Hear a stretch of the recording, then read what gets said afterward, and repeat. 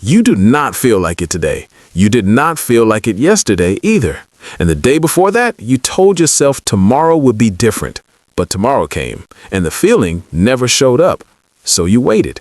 You waited for the energy. You waited for the clarity. You waited for that version of yourself that wakes up driven and focused and ready. But they never came.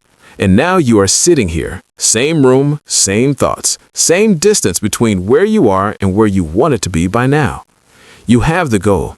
You have written it down more than once. You have felt the fire of a new beginning more times than you can count. But the fire always dies.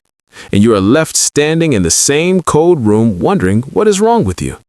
Nothing is wrong with you. That is not the problem. The problem is what you were taught about discipline.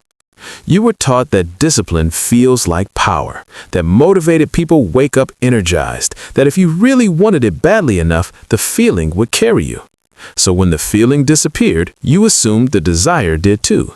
You assumed you just did not want it enough. And so you waited for the wanting to come back, day after day, week after week, waiting for a feeling to save you from a life that keeps moving, whether you are ready or not. The distractions were always there. The comfort was always easier. The couch was always softer than the desk. The scroll was always more available than the work. And none of that makes you weak. It makes you human. But here's the truth. Motivation was never supposed to be the engine. It was only ever supposed to be the spark. And you cannot run an entire life on a spark. Discipline is not what you feel. Discipline is what you do when you feel nothing. It is the decision made in the absence of desire. It is the action taken without the applause of emotion behind it. It is showing up, not because you want to, but because you decided to. And that decision made once means very little, but made every day, it becomes something else entirely. It becomes identity. And this is where everything changes. The people you look at and call disciplined are not people who feel more motivated than you. They are people who stopped waiting to feel motivated at all.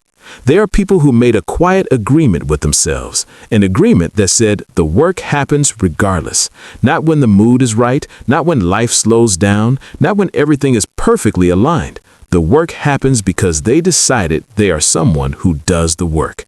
That is the shift. Not a system, not a schedule, not a productivity method, a decision about identity. When you decide who you are, the actions follow. Not easily, not painlessly, but consistently. And consistency is the only thing that actually builds a life. Motivation builds excitement. Discipline builds everything else.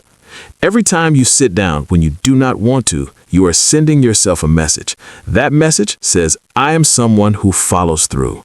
That message says, my word to myself means something. That message says, I do not need to feel it to do it. And slowly, that message rewires something. Not your motivation, your identity.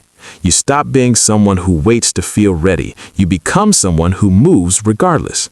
That shift does not happen in a moment of inspiration. It happens in the smallest, ugliest, most unglamorous moments. The moment you open the laptop when every part of you wants to close it. The moment you begin the work when the work feels impossible. The moment you choose the hard thing, not because it feels good, but because you said you would. Those moments are not small. Those moments are the architecture of the person you are becoming. And the person you are becoming does not need motivation to begin. They begin and let the motivation catch up. So the question is not how do you find the motivation?